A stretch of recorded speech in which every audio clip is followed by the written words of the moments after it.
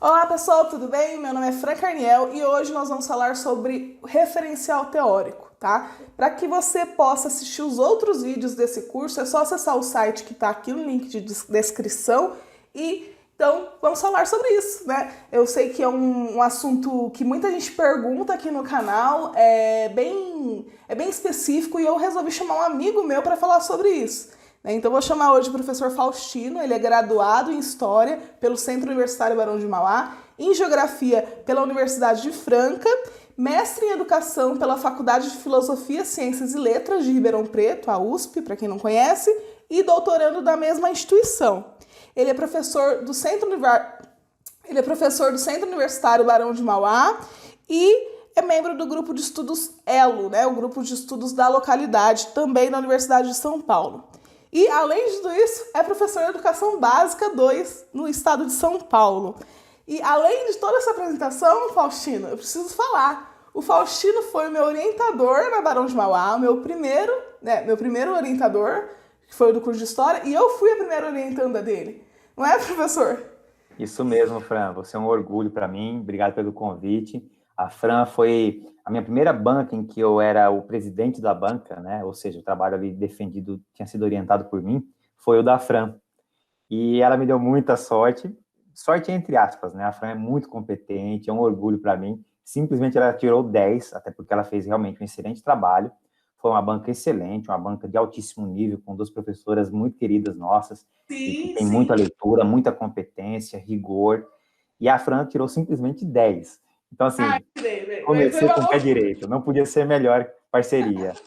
Eu falo tanto aqui no canal sobre metodologia, né? Eu falo de pesquisa de forma geral e falo com gosto, assim, porque para mim foi um processo muito tranquilo. Eu sei que para muita gente é um desastre, tem orientador que não ajuda, tem orientando também que. Enfim, eu sei que é muito difícil para muita gente, mas eu tive muita sorte, porque além de ter dado certo, né, as nossas as características, assim, o Faustino, ele entrou na Barão, na faculdade, né, que ele dá aula até hoje, e a primeira orientanda fui eu.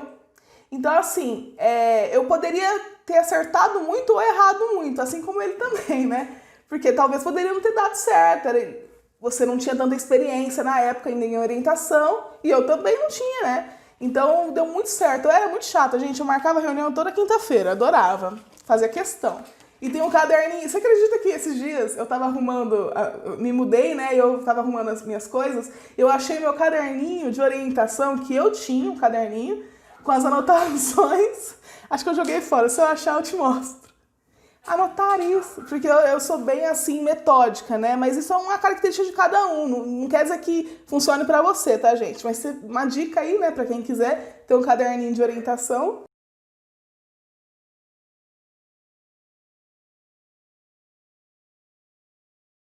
Isso, aí você anota lá, e você fala, oh, não, você não falou isso no dia X. Aí você mostra pro seu orientador, ele vai adorar, gente. Mas hoje a gente vai falar sobre referencial teórico. A gente poderia ficar fofocando aqui, mas hoje temos um objetivo, Faustino, né? Que é falar sobre referencial teórico. Oi? Ah, não, pelo amor de Deus, gente, pelo amor de Deus, curte esse vídeo, hein? Tem que curtir. Faustino, de forma geral, o que é o referencial teórico? Ela é tão oportuna e importante que tem gente, inclusive, que termina a faculdade sem saber respondê-la. Então, para dar uma resposta didática, eu vou recordar primeiro o seguinte: a natureza do conhecimento científico. O conhecimento científico ele é necessariamente coletivo. Então, eu nunca afirmo alguma coisa, faço uma análise, uma constatação que não esteja em consonância, em diálogo com o respaldo de outras pessoas que, antes de mim, investigaram aquele mesmo tema, aquele mesmo assunto, aquele mesmo objeto. Usou, talvez, aportes metodológicos, caminhos metodológicos parecidos com o meu. Então, eu tenho que dialogar com outros autores, especialmente na área de humanidades, de ciências humanas, áreas como a nossa, né, na educação, ensino de história. Necessariamente eu vou dialogar com quem pesquisou antes de mim. Então, aqui tem uma notícia que muita gente não gosta, né? Não tem como não ler, e não ler bastante, sobre o tema, sobre aquele objeto, sobre aquele recorte que eu me propus a pesquisar. Por isso que eu vou constituir um referencial teórico, porque é esse referencial teórico, ou seja, os outros pesquisadores que já analisaram, que já descreveram esse objeto antes de mim, é que vão ser a referência, porque eu vou coletar dados, seja numa pesquisa quantitativa, qualitativa, como você já disse em vídeos anteriores, né, com o Rafael, com o Odair, toda essa questão da metodologia, do percurso metodológico, seja quantitativo, qualitativo. O fato é que, para analisar os dados da minha pesquisa, pode ser entrevista, pode ser fontes escritas, revisão bibliográfica, não importa. Eu preciso interpretar esses dados. E para interpretar esses dados, eu tenho que estar respaldado por outros que, antes de mim, quando eu nem tinha nascido, de repente, já estavam debruçados sobre esse objeto, já acumulando conhecimento sobre esse objeto. Então, com base neles, e a partir deles, é que eu tenho respaldo, é o meu referencial teórico. Eles pesquisaram, escreveram, então tem uma literatura sobre aquele tema, sobre aquele assunto, e aí eles me dão respaldo para fazer a interpretação. E se eu pegar um tema que quase ninguém pesquisou, ou ninguém pesquisou, isso é praticamente impossível.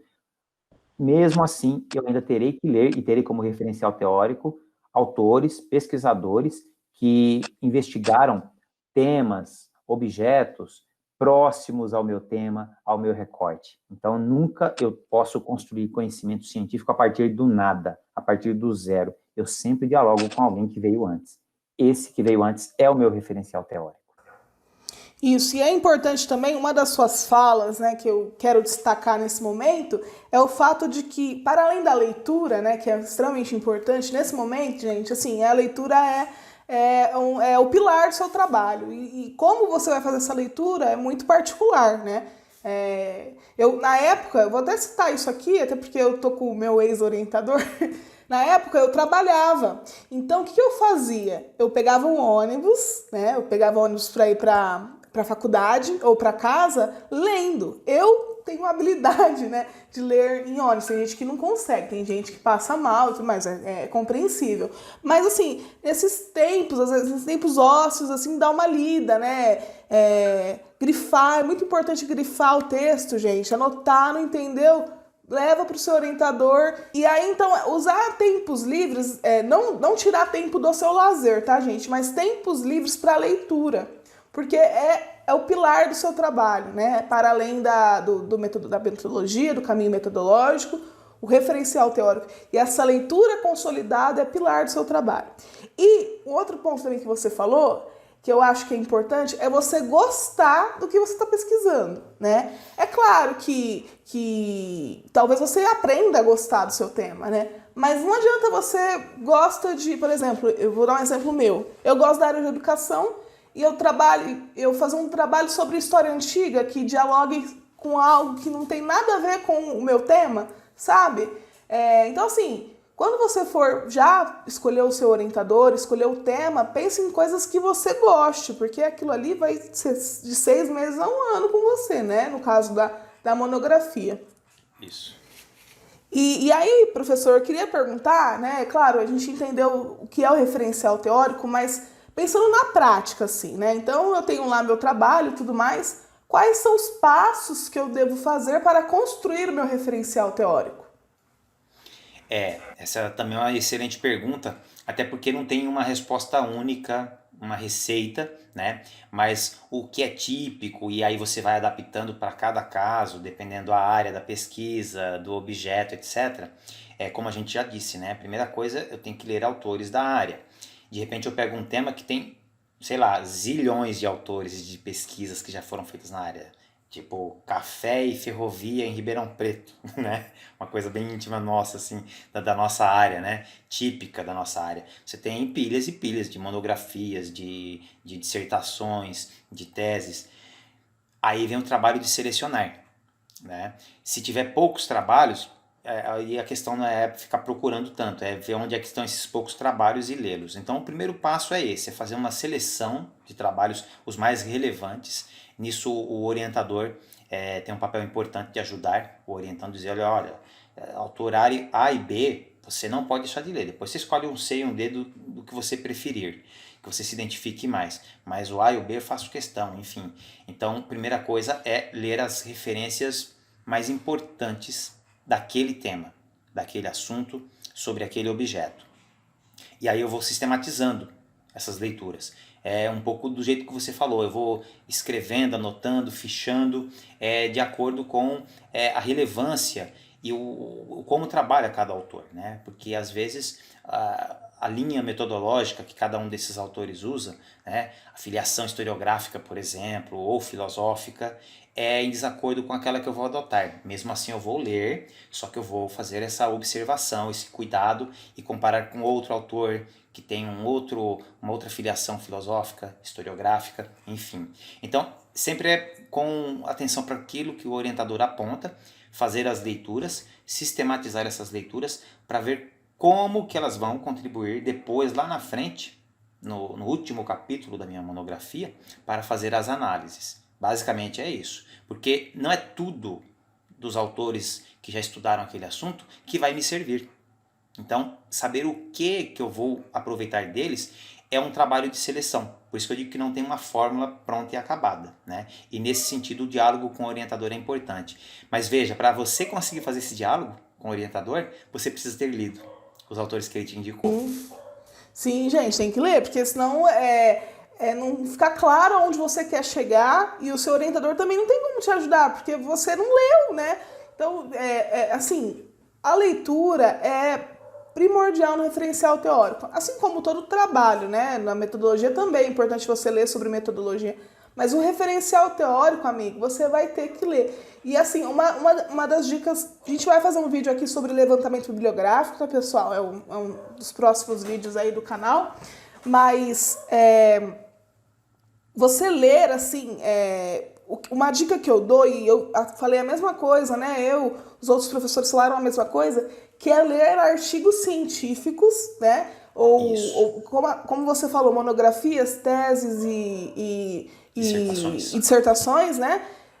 Ler artigos científicos e, enfim, ler o que é produzido na academia para você entender quais são os potenciais autores que vão dialogar com o seu trabalho, né?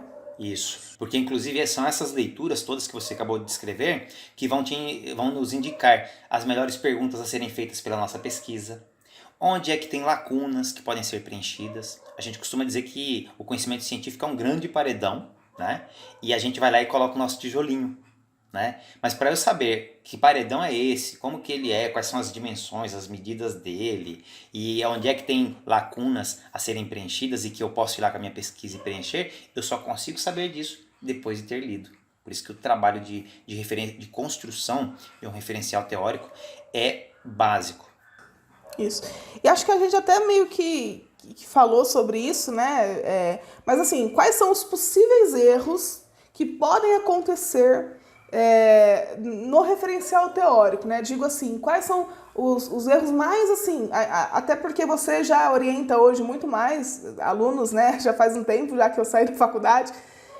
Quais são os erros que você percebe que acontecem no referencial teórico? Olha, o mais típico, até porque é difícil não acontecer, até porque, vamos supor, numa graduação o aluno ainda está começando, é uma primeira pesquisa, e isso é muito relevado, muito relativizado e contextualizado, são as lacunas, né? Você fez tal tema, só que ainda falta ler mais aqui, sei lá, 5 autores, mas o cara leu 3, no total tinham 8 que eram básicos, então isso vai ser pedido para ele lá no mestrado, né? Então existem lacunas, né? Certos aspectos daquele objeto que ele ainda não conheceu, não alcançou porque falta leitura, né? Então um dos problemas do referencial teórico é isso, são as lacunas. Agora, é claro, volto a dizer, isso sempre é contextualizado a partir do que se propõe ao seu trabalho. Se é uma monografia, tem lá objetivos bem definidos, né? E você leu autores que deram conta de te dar suporte para alcançar aquele objetivo, está tudo certo, né?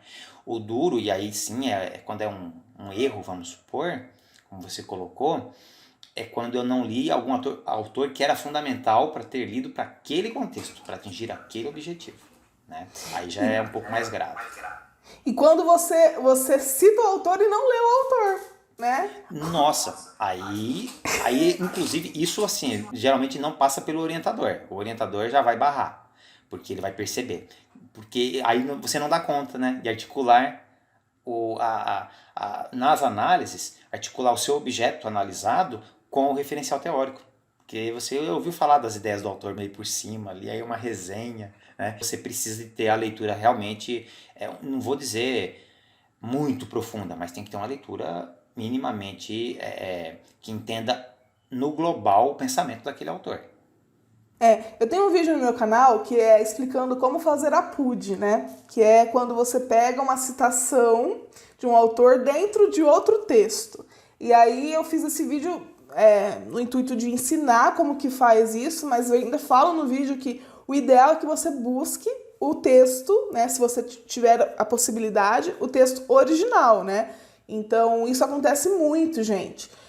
Não é um erro, assim, mas não é bem visto, né?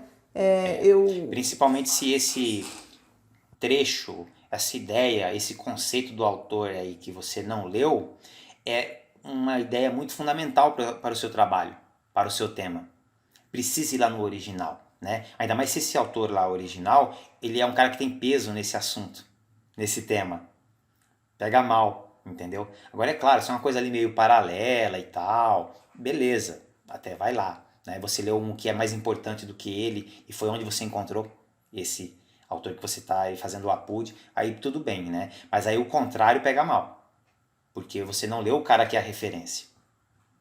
E o que pode acontecer também, né, e acontece bastante, é você ler um artigo científico sobre o trabalho do autor, né? Por exemplo, um artigo científico sobre a obra de Ivor Goodson, né? Um exemplo aqui que é um profissional do currículo, né, na área da educação. E aí é um artigo falando sobre o trabalho dele, mas talvez seja melhor você ir direto no trabalho dele. É claro que isso, a gente está falando de uma literatura que às vezes é mais acessível, né? Tem textos que não foram traduzidos, né? E aí fica mais difícil mesmo, enfim, a gente entende. Né? Mas, se é possível você acessar o texto original, acesse o texto original. Né? Agora, como cada caso é um caso, é para isso que existe o orientador.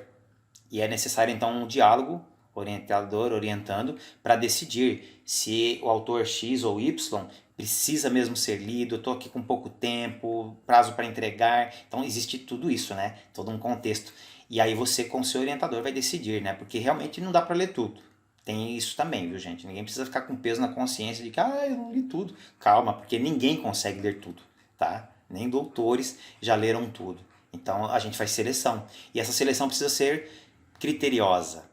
Por isso é que aí vem a importância do diálogo orientador orientando. Esse teórico é definido por essas questões. O ponto de vista de orientador, a filiação do orientador, né? Não tem jeito. No limite, talvez, se você já está com o orientador definido, buscar dicas, ajudas, dicas de leitura, né? Me indicam uns 2 ou 3 autores para um outro professor que também trabalha com aquele tema, que conhece bastante, em off, né? E que não vai, enfim, né? Sair na esquina contando para todo mundo, né? Enfim, é possível isso também. Por quê? Porque o diálogo é seu com a literatura da área, com os autores, o seu referencial teórico, com o seu orientador e com quem mais puder contribuir, tiver condições, tiver leitura suficiente para te ajudar. Né? De repente você tem um amigo, um colega que conhece daquele tema, enfim, isso tudo é válido, é totalmente lícito, isso não é uma coisa vergonhosa de jeito nenhum. E às vezes até com os próprios alunos, né? Assim, de repente, acho que na graduação, eu não sei se isso funciona tão bem, mas na pós-graduação, o diálogo entre os alunos é fundamental, né? Porque às vezes você trabalha um tema, a sua orientadora também trabalha aquele tema, mas tem uma leitura nova ou que ela desconhece que tem tudo a ver com a pesquisa também. Então, esse diálogo ele é interessante. Mas eu acho que ele já é mais para pós-graduação, né? Não sei se os alunos da graduação têm esse... Talvez alguém que esteja na segunda graduação vai conseguir tocar mais esse apito, né?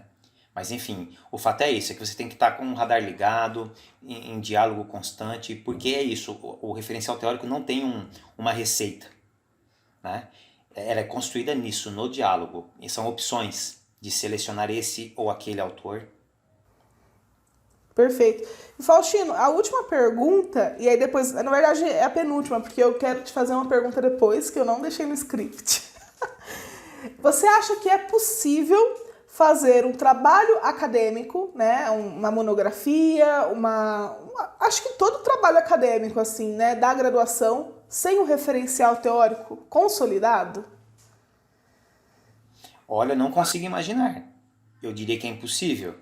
Por quê? Porque tem a ver com o início da minha fala, né, lá no começo do vídeo.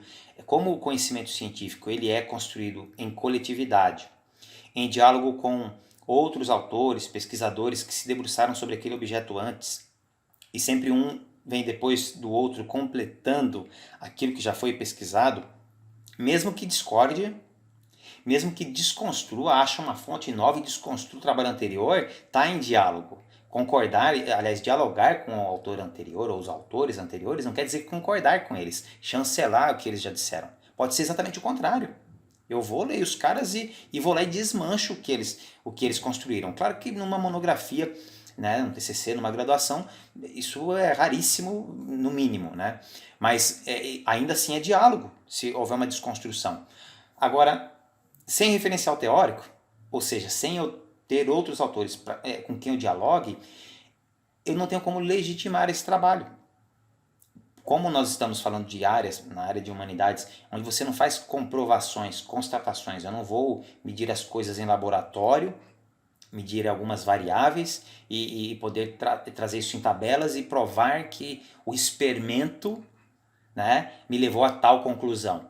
Não, são construções feitas a partir de diálogo, com interpretações, são narrativas que são construídas e depois justificadas, porque aquela narrativa se sustenta, porque essa narrativa é melhor do que a outra, né? Então é sempre algo argumentativo.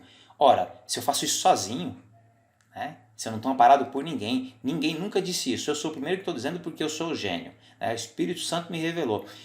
Não se sustenta do ponto de vista científico, né? Então é impossível, não consigo imaginar alguém que faça um trabalho científico na nossa área sem referencial teórico.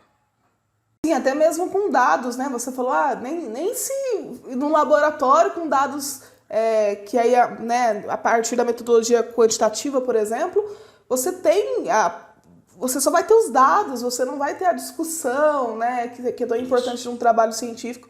E para validar ele, pensando que todo trabalho acadêmico, né, científico, acadêmico, ele tem o propósito, de certo modo, de chegar à sociedade. Então, se você faz um trabalho a partir porque seria até um senso comum, né, no sentido de que você é o seu referencial teórico a partir do quê? Da vivência, das minhas vivências.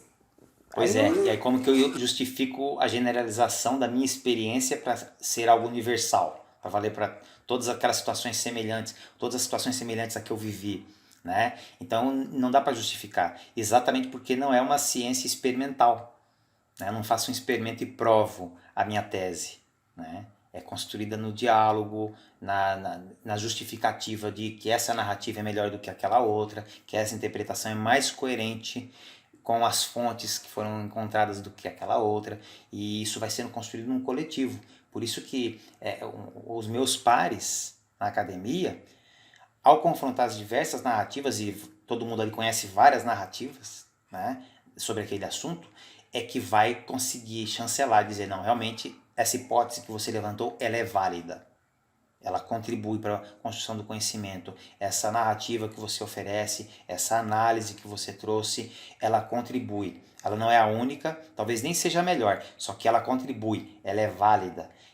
Vamos incorporá-la aqui na nossa área. Por isso que a ciência ela se garante enquanto tal. Por quê? Porque ela vai eliminando ao longo do tempo os erros. Pode ser que algo que é aceito hoje, daqui a 10 anos não seja mais. Porque aí vieram outras narrativas que desconstruíram essa, e aí você vai expurgando, vamos dizer assim, aquilo que não está correto, que está equivocado. Então até o erro contribui para a construção do conhecimento científico, exatamente porque existe esse diálogo constante e esse rever constante que vai aperfeiçoando, vamos dizer assim, o estado do conhecimento construído e acumulado numa determinada área. Interessante isso que você falou, né? Na área de humanas é muito comum você referenciar trabalhos mais antigos, né? Não que eles sejam antigos no sentido de ruim, eles são mais velhos mesmo, eles foram feitos antes. E na área da saúde, é muito difícil você ver referência, exceto as clássicas, tá, gente? Mas referências antigas, né? São sempre referências muito novas, assim. Trabalhos, por exemplo, 2020, então é de 2018, 2019, é sempre muito atualizado. Na área das ciências humanas ainda tem como eu posso dizer, um delay maior, assim, né?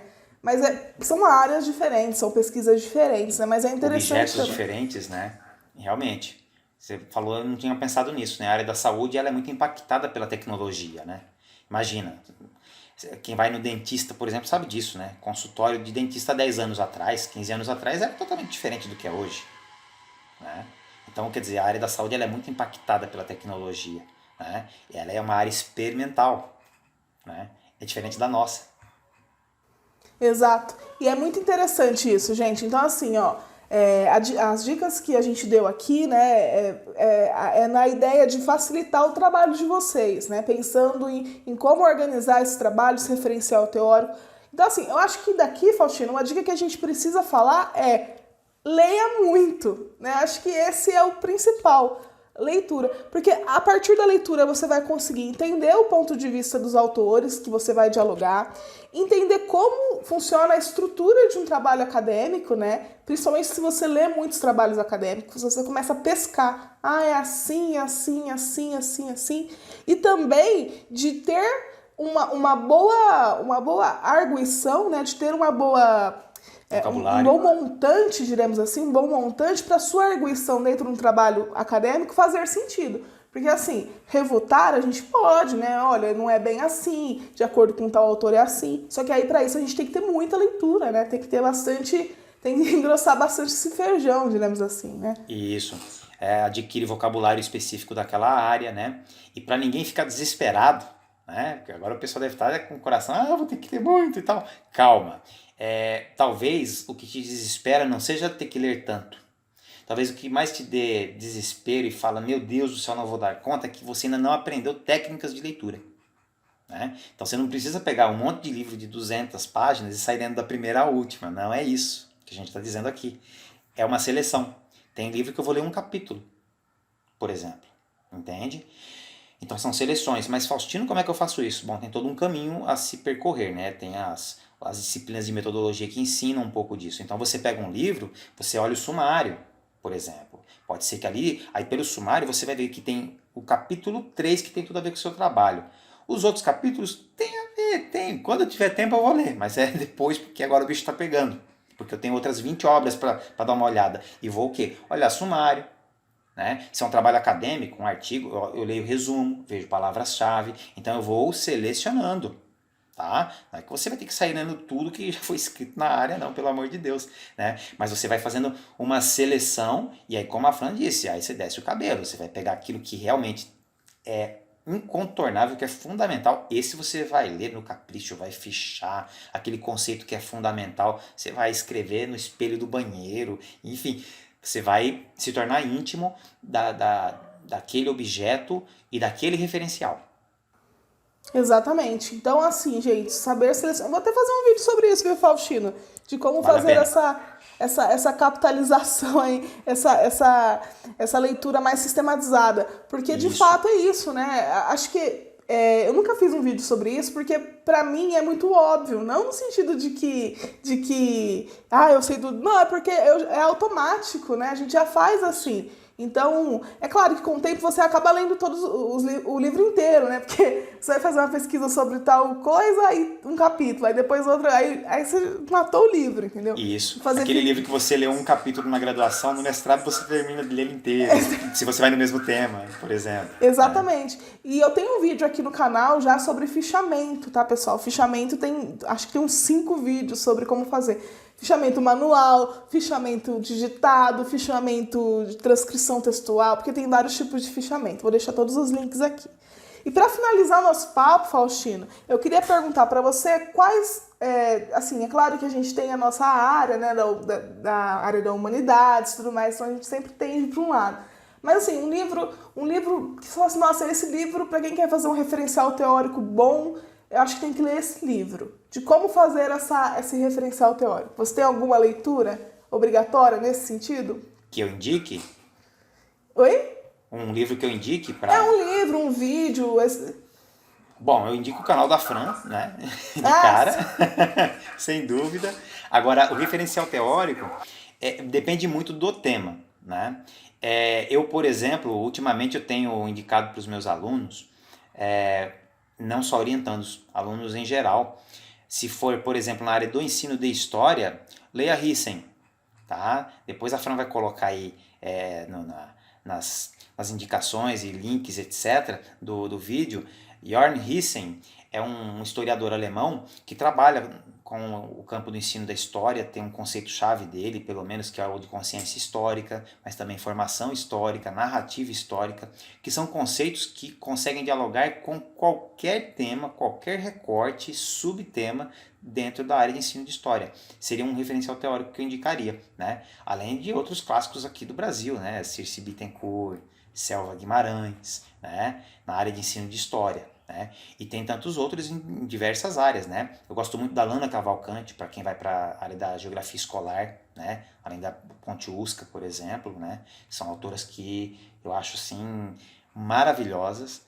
E é claro, na educação em geral você tem autores clássicos. A Fran falou disso agora há pouco, né? Que tem autores nossos que são antigos e tal, e que não caem de moda e que, poxa vida, entre a década e essa década estão cada vez mais atuais, né? Por exemplo, você pega lá um Pedagogia do Oprimido. Sim, Pedagogia do Oprimido, minha gente. É uma leitura que vale muito a pena, tá?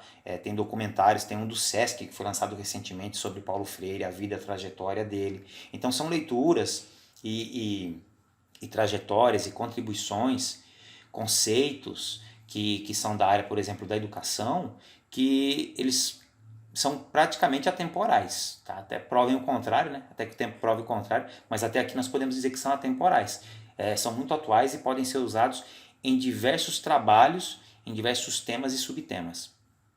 interessante, interessante. Eu vou tentar aqui também colocar alguns links de além dos que o professor citou, né? Alguns outros livros que falam sobre o trabalho acadêmico de forma geral, né? E aí esses livros dialogam diretamente com como construir o referencial teórico, né? O Faustino falou mais dos livros da área de educação, geografia e história, né? Quais são, assim, se você é dessa área, esses são a nossa Bíblia, né, Faustino? Mas eu vou deixar também uns aqui de forma geral sobre metodologia mesmo do trabalho, né? E aí como construir o referencial teórico. Vou deixar aqui no vídeo para vocês. Gente, eu agradeço muito, Faustino. Muito obrigada, Faustino, por participar desse vídeo. Tenho certeza que as suas dicas elas foram muito humanas, assim, né? Porque elas partem de alguém que é uma pessoa que é humana, humano todo mundo é, né? Mas assim, de entender as dificuldades, de entender como que... Porque, gente, o processo né, da faculdade de TCC, de monografia, é um processo difícil. Então tem gente que lida melhor, tem gente que lida, né? Mas é mais dificultoso. Então, assim, eu agradeço muito as suas dicas, para além do referencial teórico. E é isso, gente. Eu espero que vocês tenham gostado desse vídeo. Você quer falar mais alguma coisa, Faustino? Agradecer super o convite, né, Fran? Mais uma vez você dando orgulho para mim, né? Inovando aí, abrindo novos caminhos, né? Para diálogos. E completando a sua fala, eu acho que é isso mesmo. O momento de construção do TCC, de elaboração do TCC, embora seja considerado o trabalho acadêmico mais simples, ele talvez seja o mais desafiador, porque é quando você não sabe nada, você não sabe como que, por exemplo, organiza uma leitura, do ponto de vista de metodologia, de técnica de leitura, né? Então você ainda é cru. E, poxa vida, então é um momento mais desafiador.